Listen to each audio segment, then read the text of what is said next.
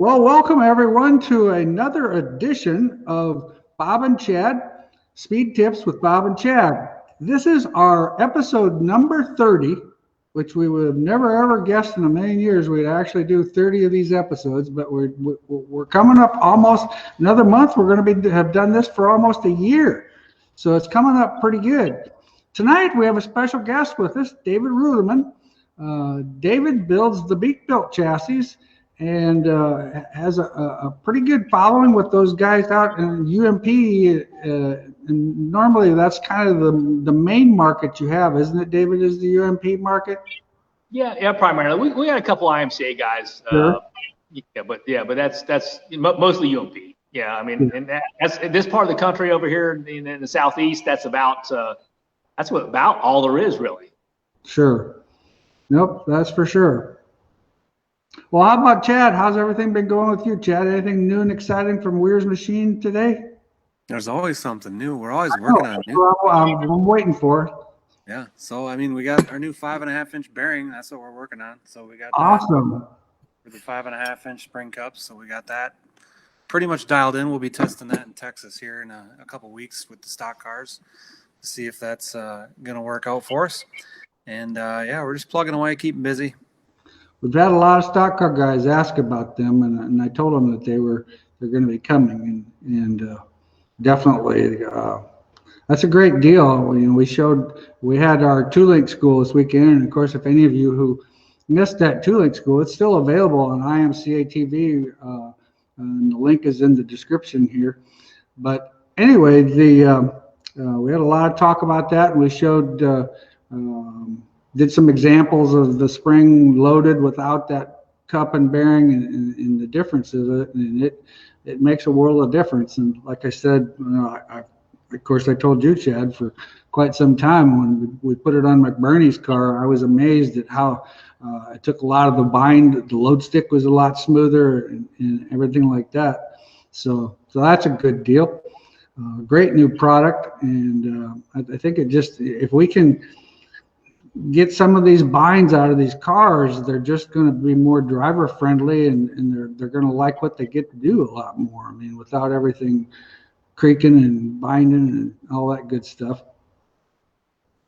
So what's new? Tell us about Beak Built Chassis and David Reutimann. Now, if I remember right, your wife and your daughter are pretty much into the horse market, are they? Or doing a lot of horse stuff?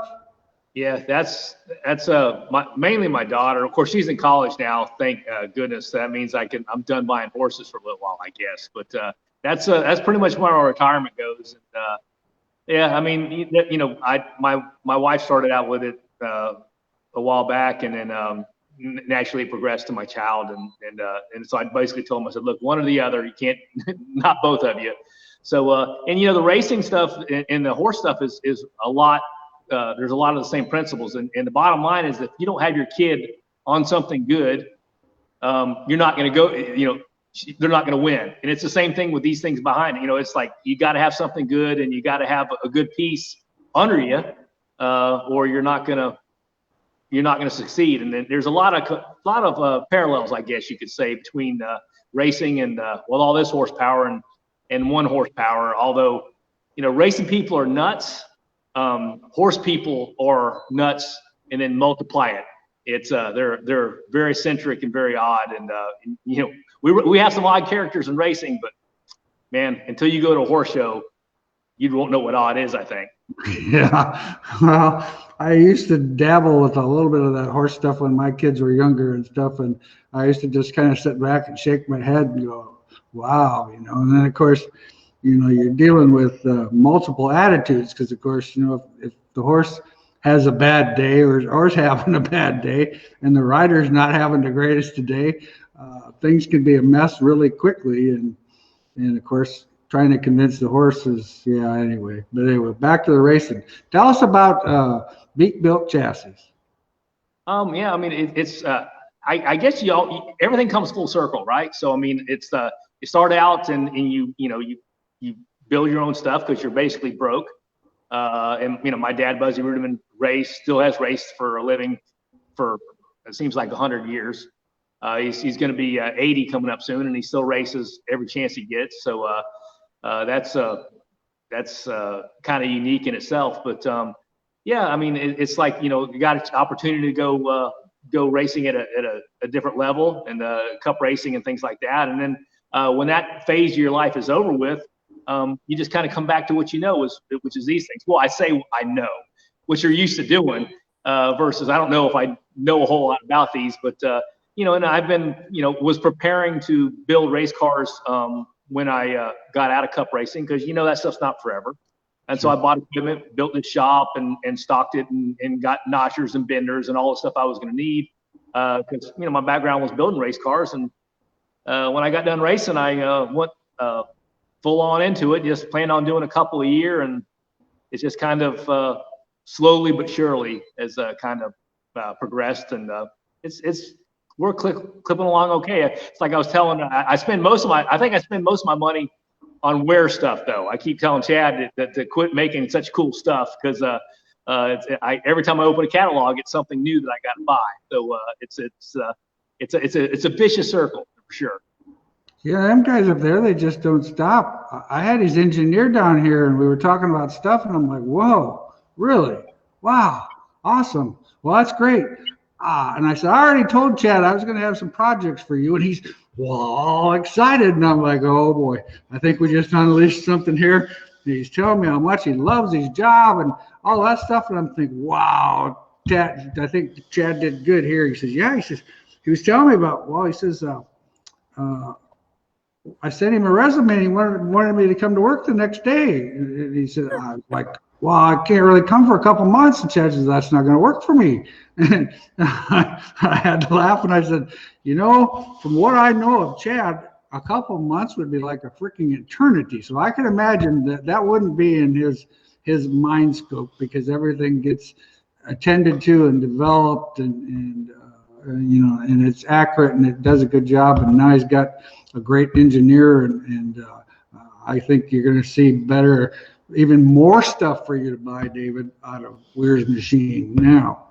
Yeah, I mean, no, and talking with Chad's wife some years ago, she told me a story that she could be sitting there having a conversation with him, and he'd get that look in his eye, and she knew he was done listening, and he would get up and he would go out in the shop, because that meant he had an idea and he was going to act on it. And I think that probably there's probably a lot of that going on up there. Oh, I could just see that. I mean, I could just see that to a tree, And the thing is, and it's kind of comical when you look at Chad's two boys, especially the oldest one, you kind of see that same click. It doesn't say much, not real chatty, but you can always see he's always thinking. And so we're probably going to have this for a long period of time, the way he's grooming them boys.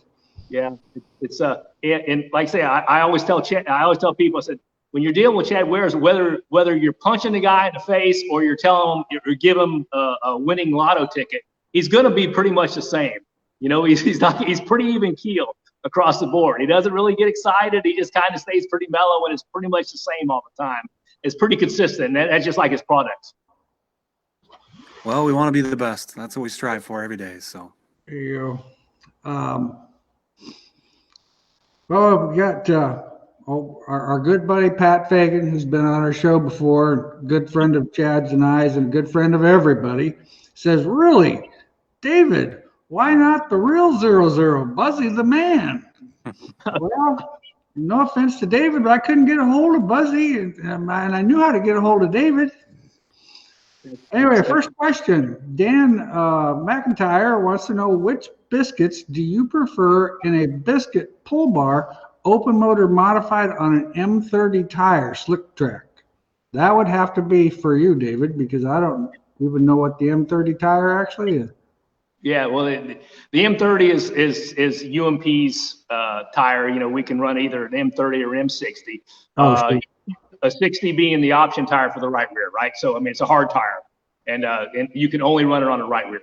To be honest with you, I'm not, I mean, I know I'm probably going to get crucified for this, but I'm not a huge biscuit guy.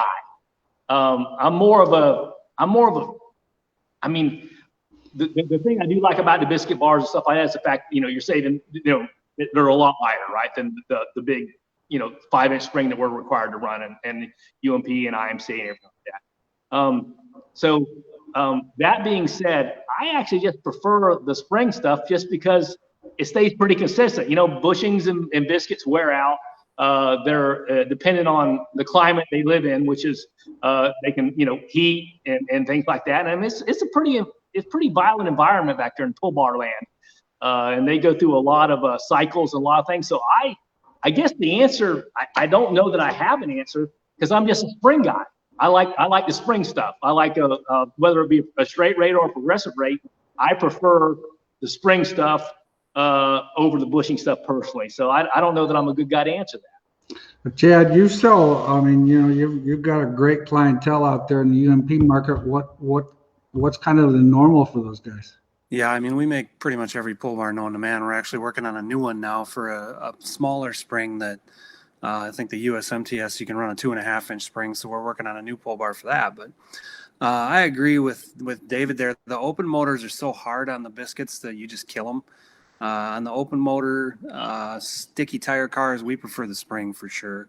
We sell every combination known to man, but that open tire and that big horsepower is really hard on them biscuits, and it fatigues them. And we haven't found a biscuit pull bar to work on a UMP car at all. We tested it a bunch, and we had some pretty fast laps, but I think at Fairbury one night, Kissinger went out and set fast time, and we thought we really had something cool, and then the first lap of the heat, it blew the biscuits out. So, I mean, for 5 laps, it was really fast and looked cool and whatnot, but it just doesn't look like the spring does. So I would stick with the spring.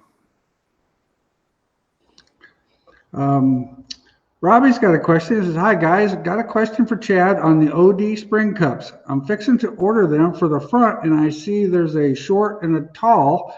What determines what we need for the front on a B mod?" So the B mod, I would probably run the drop cup in the right front, which would be the drop bearing cup.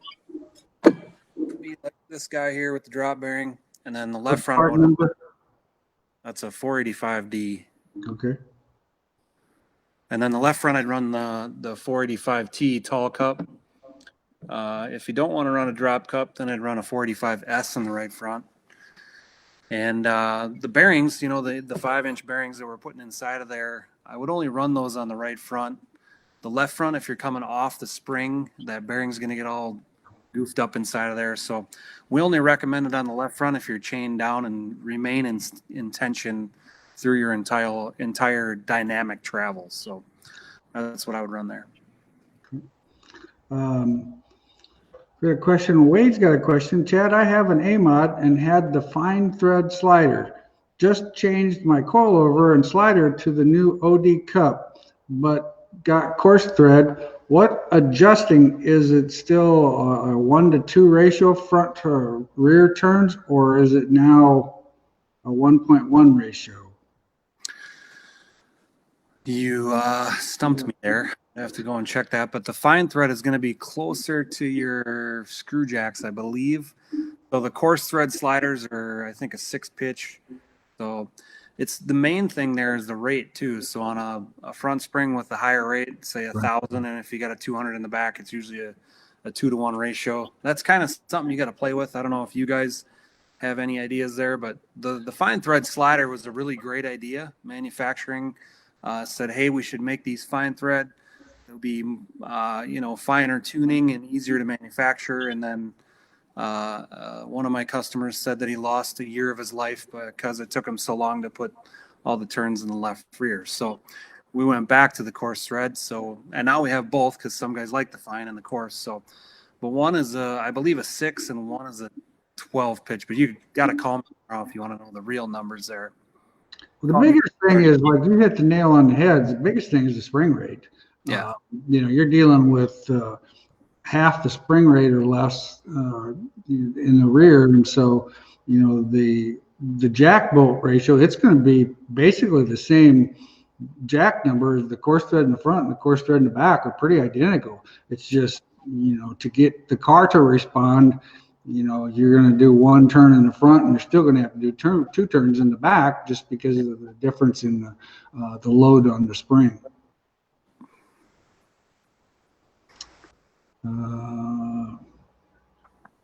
Okay. I think Junior's the one I need. CJ. Or CJ, yeah. Hey guys, thanks for doing this every week. How important is the left rear spring angle, fore and aft, 3-link, solid pull bar, spring on slider, and front?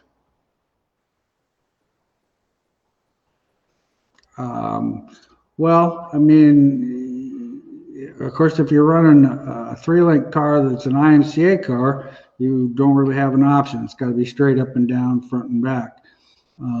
If you had the option of running it on the slider or running it in front of the housing or whatever the case would be, I've always went with the front, about a 5-degree tipped ahead and about 10 degrees tipped in. What's the normal one? What you guys do, David? Well, I'm just basically a four-bar guy. I don't mess with a whole lot of that. Again, UMP stuff.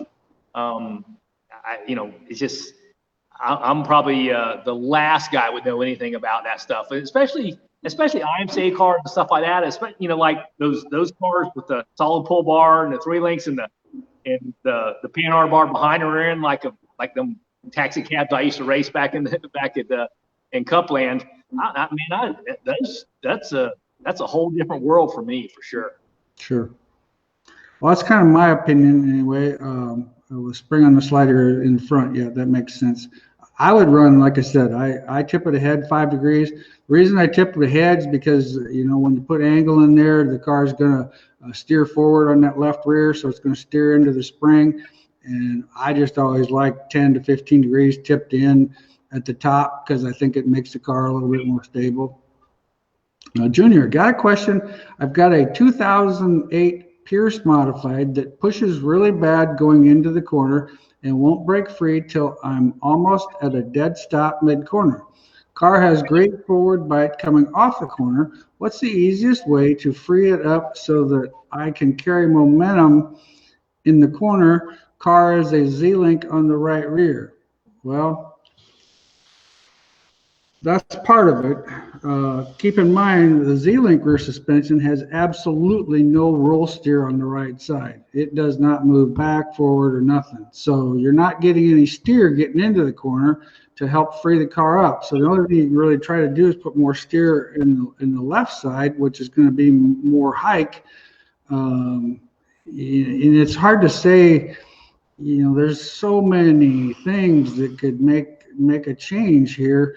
It sounds like a Panhard bar change might be a good thought, where you raise the Panhard bar in a pinion or lower it on the frame would be a good thought. Put some trail in it, lengthen the right side wheelbase out. Those type of things might be good. But like I say in our chassis schools, one of the things I ask, if you've got a push going in, when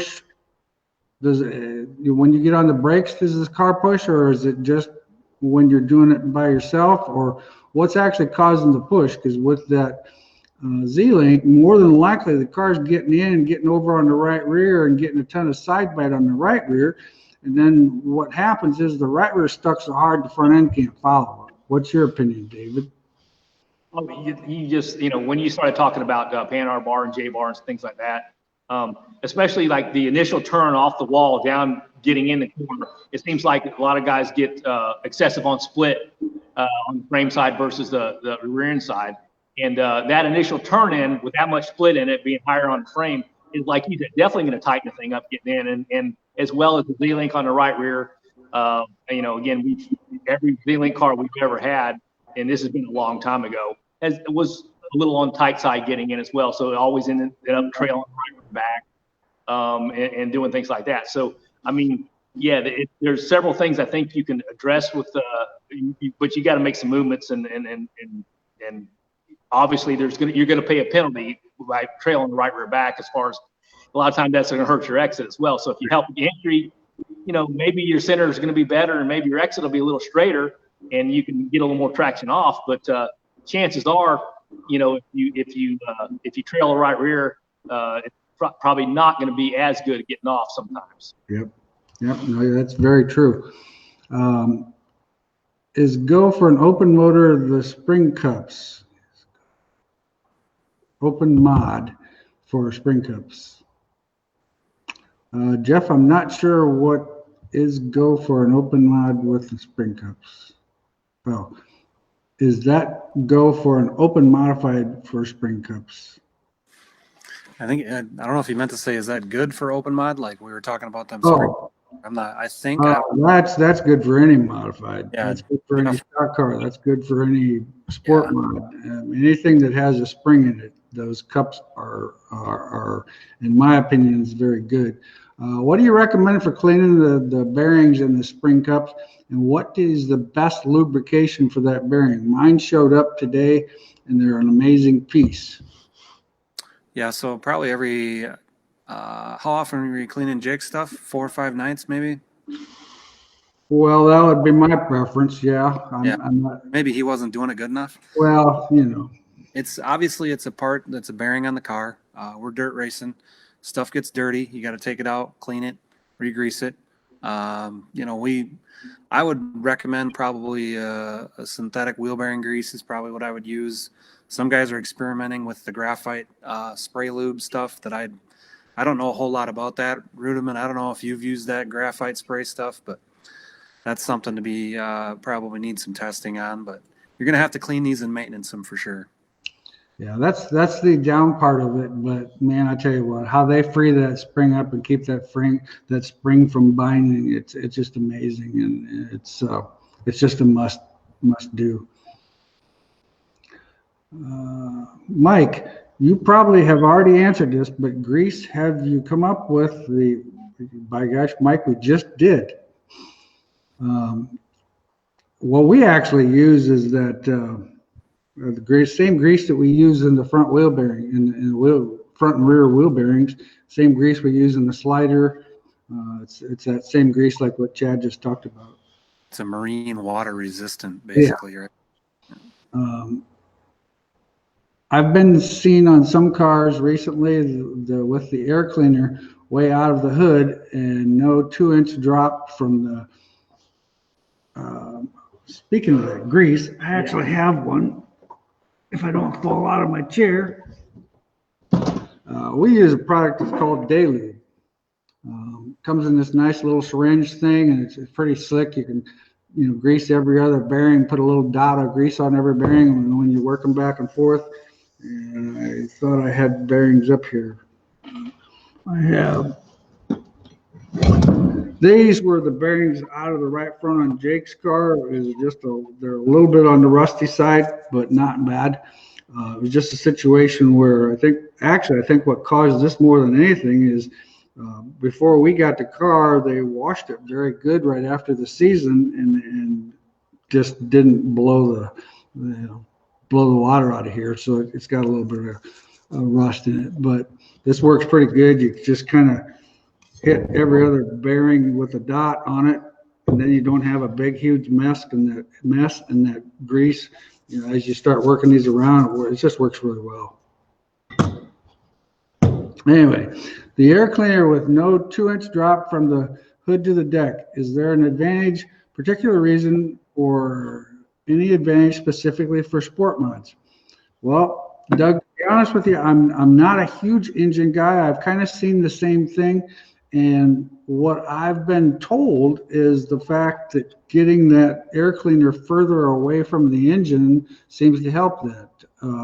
It wouldn't really matter. I mean, I'm quite sure you're seeing the same thing out there in where you're racing at. Do you know what the reason for everybody running that air cleaner up higher now? Yeah, I mean, we see there's out in this part. I mean, there's a lot of UMP cars and stuff like that, but there's a lot of 602 modified classes out here in this part of the country. Actually, pretty popular, and they're starting to move a lot of that stuff because again, a 602 motor needs all the help it can get as far as that goes. So it seems to be that it's relatively flat, and then it just kind of they roll in. Just basically, I guess anything they can do to just smooth the airflow out and not have it make it go up that hill and then back over again, I guess is they're saying it makes more horsepower. Now, how much it does, but I mean, every little bit of help those motors can get is if you can gain 5 horsepower, that's big. huge. Yeah. Any horsepower when you have none is a big advantage. There's no doubt about that. Kurt Moeller says, buy a beak built. Dan, thank you guys. Have run a spring bar too, but haven't had a consistent enough car to tell me the difference. Kyle, solid pull bar. What does raising the rear end and the chassis side up do? Would it still have 15 degrees of angle? Pull bar is 30 degrees. Well, the angle is going to depend on when you raise it up, the holes are going to, they would have to be in line. So in other words, on your frame side, if you move it up an inch, then the brackets on your rear end are going to have to be that same inch. Now, Chad's got a bracket that those are 1 inch apart, aren't they? I think we're 2 inches. 2 inches apart. Okay. So anyway, you'd have to make sure of that. Moving it up, I'm not completely convinced that if you get that pull bar too high, I think it makes the car a little lazier. I just don't think it reacts quite as quick. I know, like on an actual pull bar that's got a spring or whatever, the closer you get it to the rear end, the stiffer the spring needs to be able to maintain the movement, because it gets more movement when you get closer to the rear end. So what I've kind of found is that from the center of the housing up to the location on the rear end is usually in that neighborhood of around 10 to 11 inches. What's your suggestion, David? Well, like you alluded to there, I mean, it's we saw some big overall travel increases the lower we got it down on the rear end side. And I mean, again, speaking specifically about a spring bar, you know, the more angle we've taken out of them, there seems to be some gains there off and on. Certainly, as it's doing the same thing it's always done. It seems to hold traction a little farther down the straightaway. UMP cars, especially with the horsepower, they're bad about kind of blowing off the tires in the middle of the straightaway a lot of times. And you know, no spoiler or anything like that, so there's not any extra help there, so to speak. So you have to do it all through suspension. And but yeah, I mean, I like as little angle as possible in the pull bar, and like I say, you can count on it.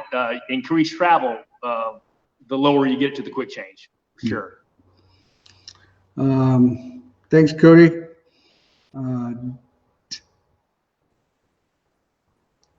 Logan Dismore, easiest way to adjust for a car tailing out of the corner exit, 4-link modified.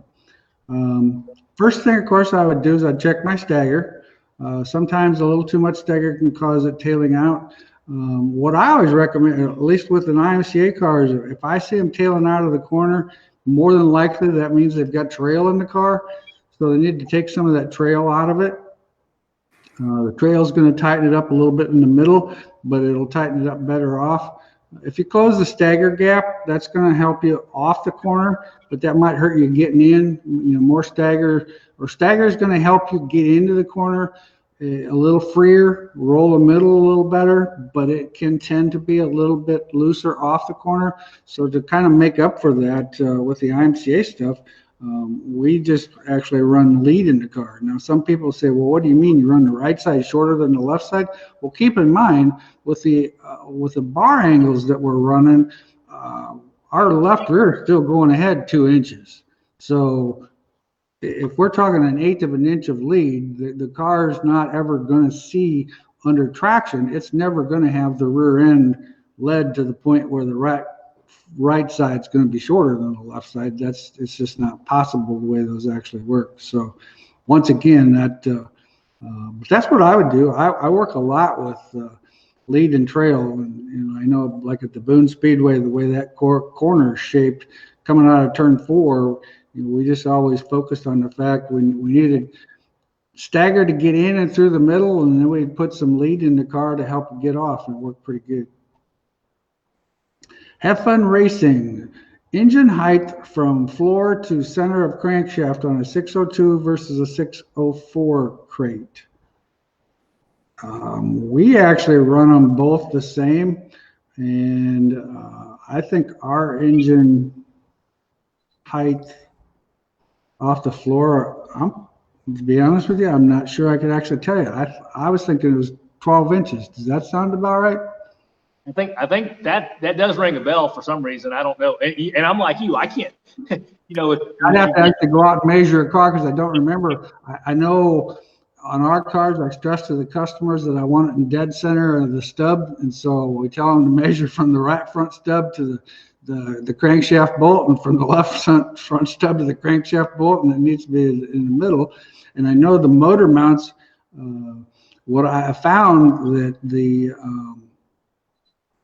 the biggest thing when people were running open motors in comparison to the crate motors, we ended up having to raise the crate motors an inch to get the car to the point where, so you're with the 602 you've got steel heads, where the 604, well, the 604 got aluminum heads?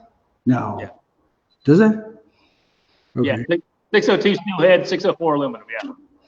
Well, as you can tell, I'm not an engine guy. I just know they're supposed to run and make their race cars look pretty good. Okay, for cars going to Bristol Dirt Nationals, do you recommend going with a different hub on the right rear than the Winters cast hub? Definitely, Mittler Brothers hub, billet.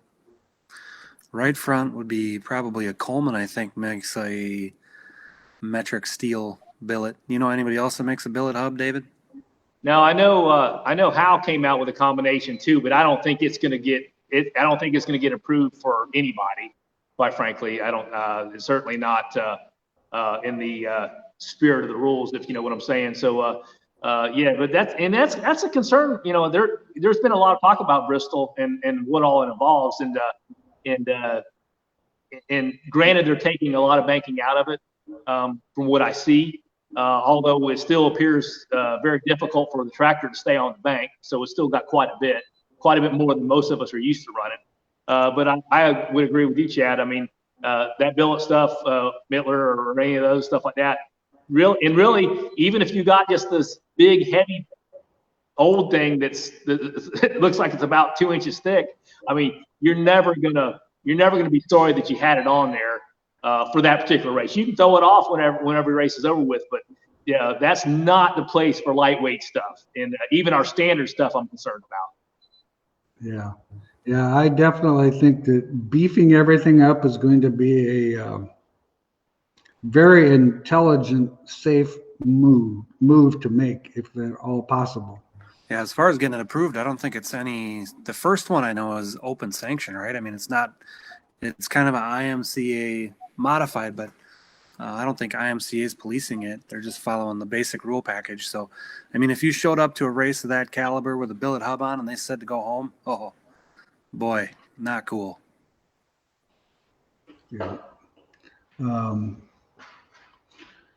Okay, RJ's got a question. IMCA mod, would it be beneficial to use a chain on the right front to keep the front end from raising too far? Well, if the right front is raising up too far, I think there's something else that could be wrong, because usually the right front should be staying put most of the time, and it's not going to raise up too much. And the thing, RJ, we've got to remember with the new IMCA rules, because you run IMCA, what they're going to want to do when that car rolls into tech, they're going to want to be able to pull up on that bumper and be able to pull up on that bumper. Now, they have no specific measurement that shock or that chain has to be free, but they want to make sure that it's not locked down. So if you lock that down at all, you could get into a situation where you could be DQ'd. I don't think that, a chain up there would be fine, but I don't think you're going to be gaining what we could have gained in the past. What's your feeling on moving the right rear spring in or out, and what effect does it have on side load? Well, when you move the spring in, it's going to affect the side load because you're actually moving the actual spring further away from the tire. So what it's doing, the actual wheel rate at the tire is going to be different. So you're going to end up having to have a stiffer spring. But what happens sometimes if you get too inboard, you have to go so stiff on the spring that it can affect the car off the corner more. If you go too far outboard, what can happen is that you have to go such a soft spring that the car doesn't want to transfer, doesn't want to roll on the right rear like it should. So it goes in and it's kind of solid, and then it dumps on the right rear. And so it's kind of a fine line where that spring is actually located. What's your opinion on that, David? Sure. I mean, like you, again, you start off with you forgot more about these cars than I'll ever know. So I mean, this, it's part of the deal. But yeah, I mean, and I think a lot of things that that people kind of forget about is that the rear end moves so much in these cars, at full hike or at attitude. So I mean, essentially that spring becomes straight up and down. A lot of situations between the rear end moving and the body chassis rolling, things like that. I mean, we've in doing pull down testing and stuff like that, it's when you think your car's sitting there in line as far as your rods and everything go, when your spring and everything looks really good, but then when you pull it down and put it in attitude, it doesn't look so good anymore. Yeah. And so again, I do like the spring a little closer to the wheel personally for the UMP stuff, but we have moved it in and out, and I do prefer like you say, you can change quite a bit of travel, surprisingly so. Just by staying in the right rear shock, the spring simply up, which is, I mean, so it's anytime you can make the spring more effective, it all depends on what you want to feel.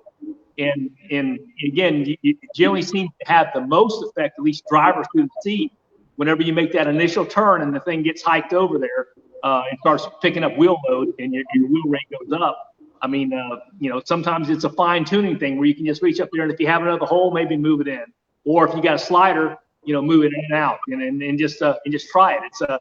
It's this racing stuff's always a moving target, so you gotta experiment a little bit and kind of go by the seat of your pants. Well, and the thing too that we have to remember is on that spring, like David said, he likes his outboard more. Well, but the same thing with that is the tire that he's got is a very good tire. It's got a lot of bite in the tire, but it's got a very tall sidewall. So the sidewall is actually acting somewhat of a spring in comparison if you have a shorter tire like an IMCA tire that's got a real stiff sidewall. So then in that particular situation, we don't have the spring rate in the actual tire itself. So we have to maybe manipulate it a little bit to accomplish the same thing. And so a lot of it depends on, tires, and there's so many things that depend on it. Well, and like you were saying, as far as the spring rate that were in their tires, I mean, it's not the same, but even on Cup cars at one time, I mean, that's why you could bolt on 4 stickers and go to the back, is because those tires were actually, they were so stiff, they were basically, you would equate your spring rate in the car as well as the spring rate in the tire, and each tire was rated a certain way. And so, like you said, the IMCA tires with the short sidewalls and a little bit stiffer sidewalls and stuff like that, our stuff is a little more forgiving, and that's why I probably think for our stuff, it seems to be a little more, more effective and better farther out, where I would see with the IMCA stuff with that small sidewall, you would want a little something different. Yeah, it's just, like I said, that's the biggest thing is knowing about that. New to your program, what is the benefit of the drop cup and the right front on any IMCA style modified? I'll give you that one to Chad. So the drop bearing cup is your spring table. So the front of the car is determined by the screw jack location in your spring cup. So on the left front, you would run a top bearing cup like this one, and then the right front, you'd run the drop bearing cup like this one.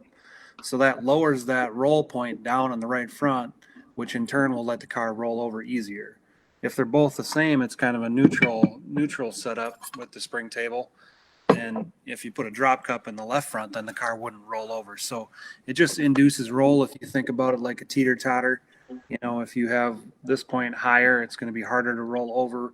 If this point is lower, it rolls over really easy. So it's just kind of like a teeter-totter. Yep. Yeah. Millie's working on a drawing. Yeah. I got the rear one, but we need the front one. Yeah, no doubt. That's a good project for Billy. Question, Ken's got a question for you, David. He wants to know when you're going to get evident. Do you know how do I pronounce that? It's pronounced evident in a beak bill. So that's a question. As cheap as Ivan it is, I'd probably have to give him one. So that's probably not going to happen anytime soon. Ryan's got a question. Left front, there's older cars where the chassis is notched out for the left upper to drop into further, and the upper control arm that have an arc in them for the same reason to drop out further. Then there's chaining up the left front. What scenarios would be more or less drop be more beneficial? Well, what we found out, we always wanted as much movement out of that left front as we could because we needed it to get over on the right rear. Well, that was back when we had the open motor type stuff, and most everybody was running an open motor because the old adage that people had was the fact that we've just got to have as much side bite as we possibly can.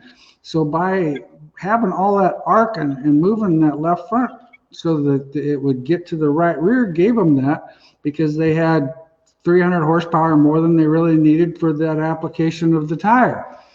Well, now that the crate motors come into play and we've taken horsepower away from these, now we've actually got to go off of momentum racing rather than horsepower racing. So now we're actually running these cars more similar to like a pavement type car where the left front, we're not wanting it to hike over and land on the right rear. We found other ways to get side bite in the car. And what happens with the crate motor, if we get too much side bite in the car, we kill our horsepower. Well, when you kill your horsepower, you kill your corner speed. And if you kill your corner speed, like phase 2 of the corner, if you kill speed there, you're going to be going backwards. The guys that, and I say this in every class, I say this all the time, the guy that's the fastest in phase 2 of the corner is the guy that's going to win the race because he's got momentum. And that's all about, you know, David run cup cars for years. And that was a big thing with those guys, you know, it was a lot of it was momentum racing. Now, I'm not saying that they were short on horsepower, but it was more momentum racing, and that's kind of why it's come to that point. Stock car, what adjustments to help a car turn transition faster on entry on the throttle? Well, you know, it's spring rate and shock rate are big adjustments on that left front. You know, if you can get that car to the point where rolling down in the corner, you know, and the other thing, like we had some questions last weekend at our school that, especially with less horsepower, and you guys with your stock cars, your center of gravity is quite a bit higher.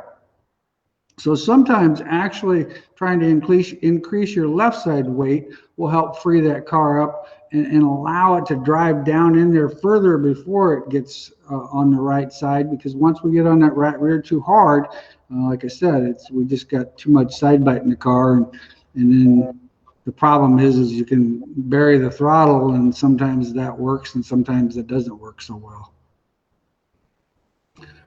Instead of running traditional springs over the axle on a B mod like sport mods, instead of using a slider over the axle, what would be an advantage, and has anyone tried it? Well, it wouldn't be legal in IMCA, number one. Number two, the problem is how you would hook that up over the top of the axle. I don't know. What do you guys think? I'd be a little bit nervous about that. So he's talking about putting. Put a slider on top of the rear end. Okay. Wow. We make a mini. We make a mini slider for doing that. Of course he did. Of course. Chad's got that covered. Yeah, what were we thinking? Yeah. I mean, the mini slider over the axle is touchy because there's not a lot of range there, and you don't have a lot of travel. So when you put the slider on top of the axle, generally then you have to raise the mount on the frame. And what does that do to the spring table? Raises it up. And the car doesn't roll over. So I'm not a huge fan of slider on top of the axle for that reason. I mean, if we could make that mini work and get enough travel and make it work, obviously it's a more consistent package in a coilover than it is in a spring separate, but you got to be careful there. Make sure you're not bottoming it out, and don't raise the spring table way up. Guy's got a question. He wants to know if I'm going to be the new owner of GRT. Well, not to my knowledge today. I mean, you never know what can happen, but I don't think that's the intent for where I'm going with my program. We're pretty happy with the program that we have here, and I'm confident they're going to get things sorted out there at GRT. I've got total faith in the whole group that at some point in time that's going to get squared away.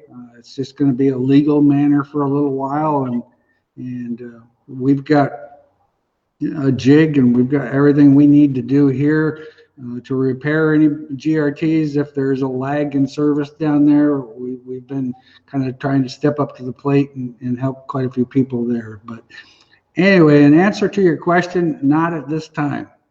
Hey, if I can offer something up, though, we can make Bob the new owner of Beakville. We can make that happen. We can make that happen now, actually. Well, you know, and even Chad calls me one day last fall, and he says, "What's this I hear about you bought Deer Creek Speedway?" I'm like, "What? You really think I've went off the edge here? Oh my God, that would I need to own my own speedway." You know, I've been on a promoter side of it. I've been on a chassis builder side of it. I've been on a shock builder side of it. I just want to be like on the retirement fishing side of it, to be honest. And buying a chassis company wouldn't get me there sooner. I mean, I've already lost enough the way it is. Jesus. So anyway, IMCA stock cars, will you go over different length ball joints and suggest what you would like to see and the difference you could expect from a standard length to a half-inch longer? Well, Neil, that's a pretty in-depth conversation. And I'm not completely sure what the guys are actually doing on that stock car side of it, but I know if we put a half-inch longer one on the left upper ball joint, it's going to move the roll center a little bit further to the left, which has its advantages at sometimes and sometimes not so much.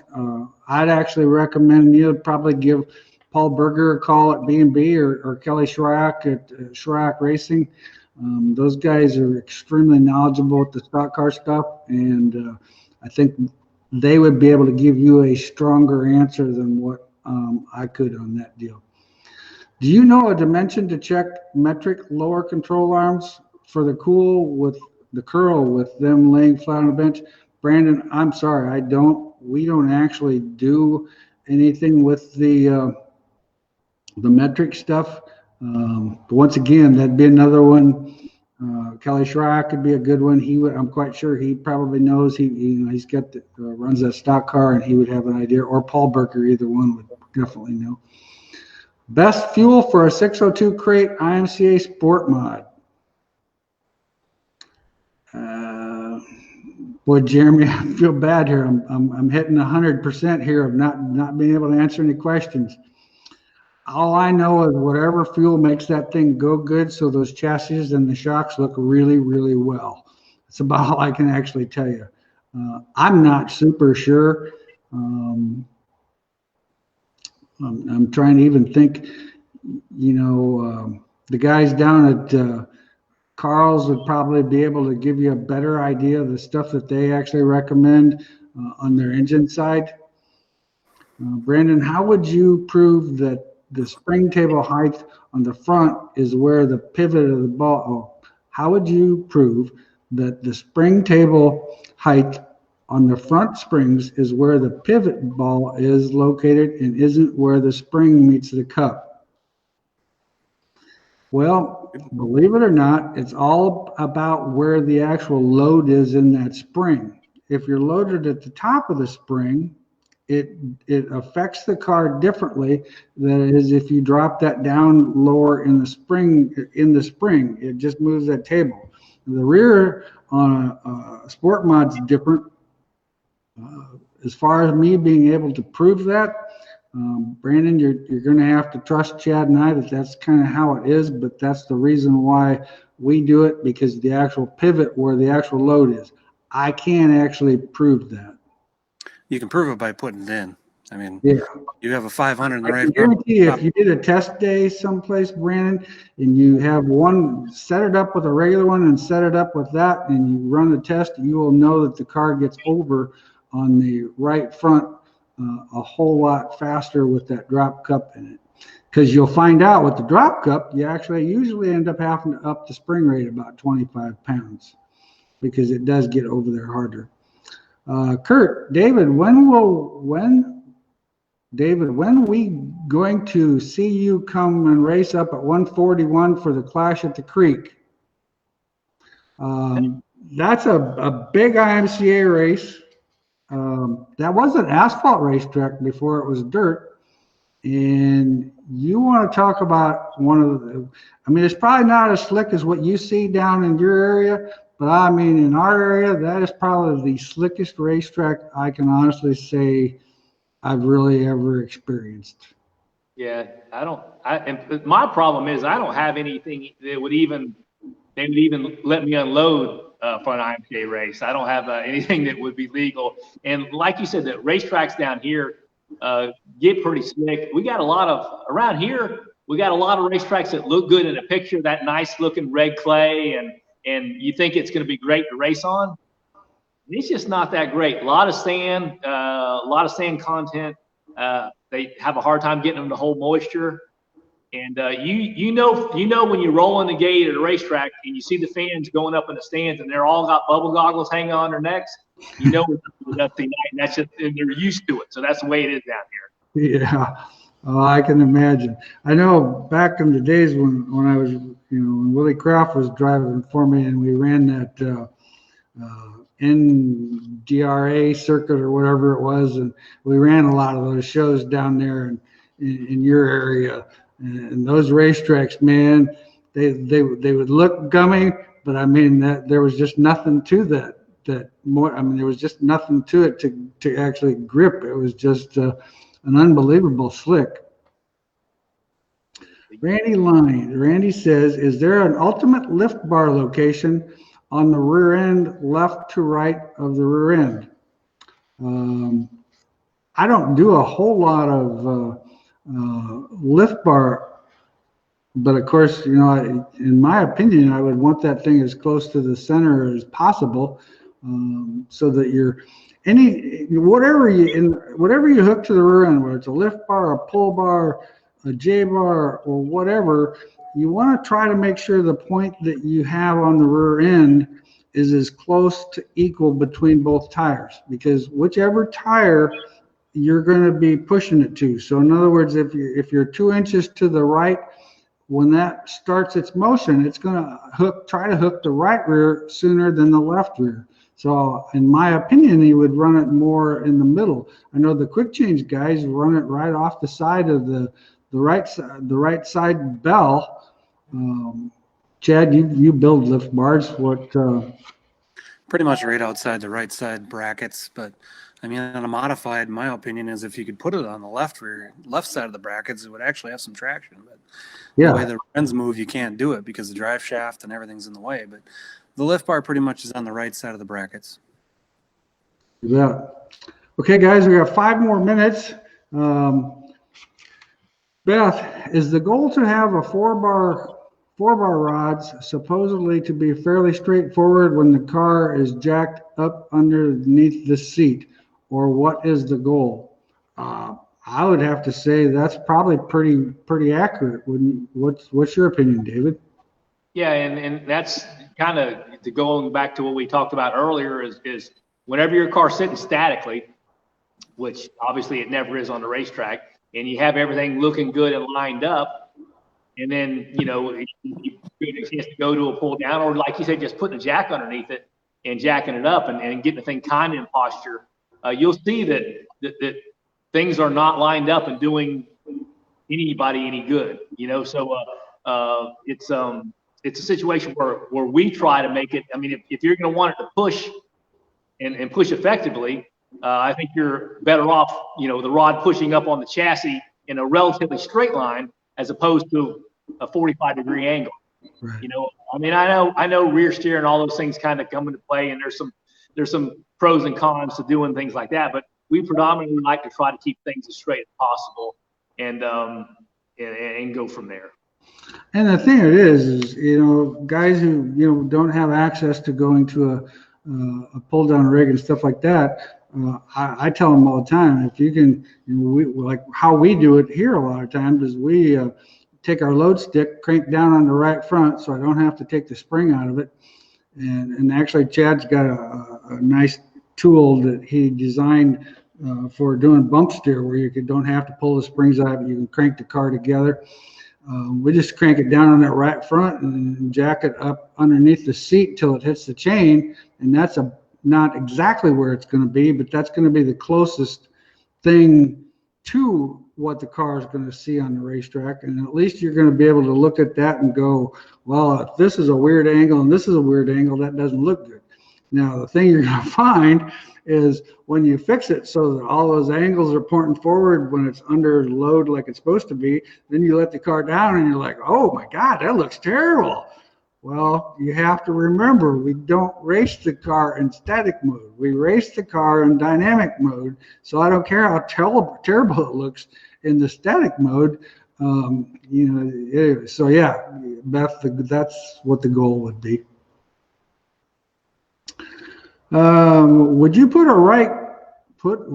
a drop cup on the right rear? USRAB mod. I don't know about that. Well, I mean, the difference in the rear on a spring separate is then the spring does come into the equation. So when you can run a 16-inch left rear spring and a 13-inch right rear spring, that's 3 inches of difference. And then you also have the screw jack down in the cup. So could we put a extension on this and drop that down and make a drop cup? Yeah. Is it easier just to buy a shorter spring? Yes. So that's why the right rear, we don't really offer a drop cup for the spring separate rear, because the spring does affect the spring table, obviously, but on that situation where you lower it down, then you're lowering the pivot point also. So when you lower the fixed member that is connected to the frame, whether you're putting a shorter spring in or moving the location of the screw jack, it affects the spring table. So the right rear, we don't make a drop cup for the right rear. We just make the standard cup and then we shorten the spring height. Yeah. Well, and that's the thing, and on USRA, you can run that 16-inch left rear with a 13-inch right rear, and that's a setup, Jaron, that we ran really well. IMCA actually outlawed that 16-inch spring. I'm not completely sure I really ever understood what that was all about, but it makes no difference if I understood it or not. It was just a situation where they changed the rule, and that now we've got to play with other things. Is there an optimal location on a lift bar left to right on the rear end of a modified? Didn't we just answer that one? We did. Okay. David, what do you pay your welders? Oh, this would be good. David can't actually. Well, David's his own welder, man. Come on. Because you have some of the best craftsmanship out there of any chassis builder. Well, I kind of think this is where the boss has got to kind of pat himself on the back. Is that right? Well, I'd like to take credit for all of it, but I have a couple guys that help me.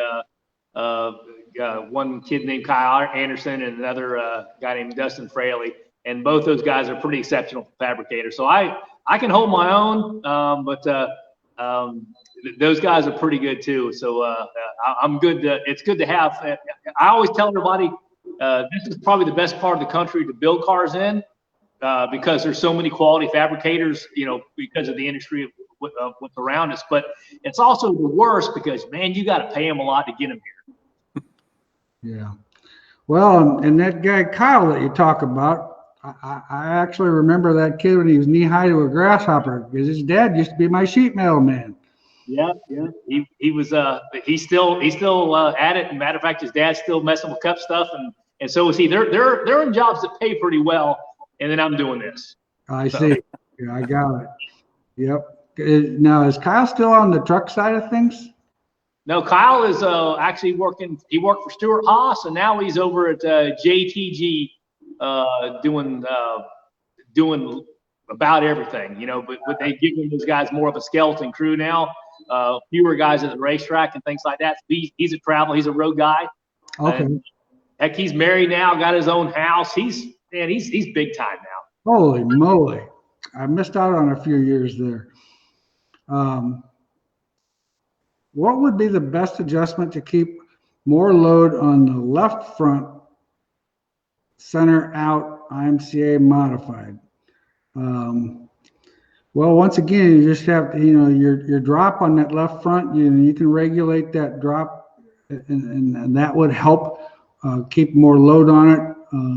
But it's also keep in mind, if we put more load on the left front, we're going to take a little bit of load off of the right rear. So sometimes that's not always as good, but once again, it's an option. So, Chad, this is to help Bacon. Tom Sandel, how you doing, Tom? Hey, from Cheryl's Ford, keep up the good work. Travis Muhlenbrock, what's happening when the lower trailing arms on the rear end, Northern Sport Mod? What happens when the lower trailing arm on the I think I'm missing a word or something maybe. Help me out, Chad. When you lower the trailing arms on the suspension What cable. happens when you lower the trailing? Okay, got it. Moving them away. Yeah. Well, on a Northern Sport Mod, when you move them away, you're changing the reaction time of how that arm actually affects. So like on the left rear, we drop the left rear down. We actually run the right rear an inch higher than we do on the left side, because then when the car tries to traction up, there's a little more leverage on that left rear, trying to get more load to that left rear tire. Let's see here. We got two more questions here. Telsa, should weight of the driver be in the seat before setting indexing on the birdcage? GRT 2020 GRT modified. In my opinion, yes, it should. In my opinion, when you set your car up, the weight of the driver needs to be in the car because that's where the car is going to actually race at. Now, your chassis builders might have a different way to do it, but on the GRT, on those cars, the 2020 cars, well, all the GRT cars, we've always done them with the weight of the driver. We set everything, toe in, toe out, everything is done with the weight of the driver in the car. Larry, I have a Longhorn modified with a long pull bar. If I move the lower mount back to run a shorter pull bar, do I keep the same degree of angle in it? What is your opinion, David? Well, I mean, generally we found that a shorter pull bar is generally more kind of instant traction, like, quick as you go to the throttle, center off, but has more of a tendency to lose traction. If it's going to lose traction, it's going to do a little farther down a straightaway. I'm not a big fan of short pull bars, especially, if it's spring loaded or a biscuit bar or whatever it is. I'm not a huge fan of being on the short side. I would like to be a little bit on the longer side and maybe a little more towards the front of the rear end, front of the quick change, as opposed to being, centered up or farther back. You know, I think it personally, unless you're on a little bull ring stop and go type of racetrack where you need instant traction right away, I would try to stay towards the longer side. Yeah, I would agree. But Larry, in answer to your actual question, I would probably keep the same degree of angle.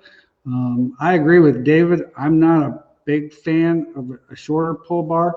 Once again, I don't know how long a pull bar that you actually have. I mean, you might be going from a 36 down to a 30, which is, in my opinion, that 28-inch to 30-inch range is pretty common. You get shorter than 28 degrees, and what happens is the car gets all kinds, like David said, gets instant traction, but it doesn't last long. All right, the last question. So you'll see more load by dropping the right front spring table height, or you'll just get the same load quicker, like taking compression out. I think you will get, the load's going to be the same, but you're going to get the loads is going to come quicker, so the car just gets over there a little bit better, and that's kind of what we got. All right, guys, got anything to add? Thanks, David. I appreciate you coming on. It's been a lot of fun. Like I said, I apologize. I haven't talked to you for, God, it's been ages. I think the last time I talked to you was at one of the shows in Indianapolis a few years back. Sure. Yeah, that has been a I keep lot. wondering what your dad's doing, though. I'm always reading them articles on what old Buzzy's doing. Yeah, the old man's always up to something. And I as I sit here and listen to you guys' show and stuff like that, and I realize you guys have been doing it, close to a year now, 30 episodes there. I realized why you finally got to me. There really wasn't much left. You had to keep scraping the bottom of the barrel. So. No, we saved the best for last, man, and just think we're just going to get better. I mean, we put Strummy ahead of you. Come on. Anyway, back on the giveaways. I forgot. I need to announce that. The giveaways. An RTI shirt to the question number 7 by Jeff Newell. A Wehrs hat to question number 13 by Dan McIntyre. Question number 19, have fun racing, an RTI shirt. And question number 3, Kevin Simpson, a Wehrs hat. So get us your addresses, and we'll get the addresses to Chad for the hats, and we'll get you this stuff shipped out. Well, David, you have a good time down in Florida. Enjoy the weather. Hopefully it doesn't rain too much. Hopefully. All right, guys. Have me on. All right. Appreciate it. Thank you. Thank you. All right. Well, we'll see you guys. Thank you.